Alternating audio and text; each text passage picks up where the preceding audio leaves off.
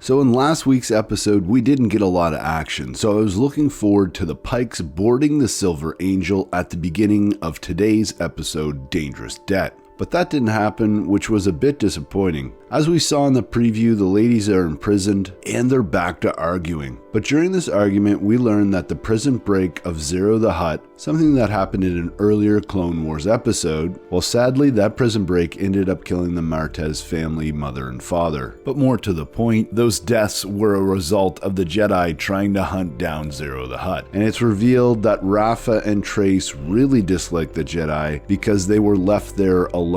One female Jedi did stop to talk to them, but only said, "The Force will be with you." This brings me back to yesterday's video where we're talking about the Jedi and how they've lost touch with the common people on Coruscant and in the galaxy, and this is another strong example of that. How could the Jedi leave two orphaned young girls on Coruscant by themselves? They have truly lost their way. But let's move on here. We have an interesting, brutal moment where Rafa gets electrocuted and tortured by this crazy looking droid. Definitely a darker moment for season 7 of the Clone Wars. And I must say, during this entire time, I'm thinking, why doesn't Ahsoka use the Force? And finally she does, to help her and Rafa escape the prison. But at this point, Trace is also escaping being tortured. And of course, I'm happy because this all means that we're finally getting some action in the show. And as Rafa and Ahsoka speed off to save the little sister Trace, I love the fact that as they show up, she's already rescued herself. It's very familiar of how Finn wants to rescue Rey in The Force Awakens, but clearly in the end she doesn't need his help, and there's a similar moment between Cassian and Jyn in Rogue One. But moving on here, we get some more action, and at one point the sisters and Ahsoka, they have to jump from one platform to another. Rafa makes it, and Trace tries to make it, but only is able to make it with a little bit of help from Ahsoka. And then Ahsoka is able to jump over the platform, and she's got this great line, "I'm more athletic than I look." That was a real laugh out loud moment for me. Following that up, we have another brutal moment where a guard is getting completely crushed. Certainly this episode seems to be much darker than the other two previous episodes.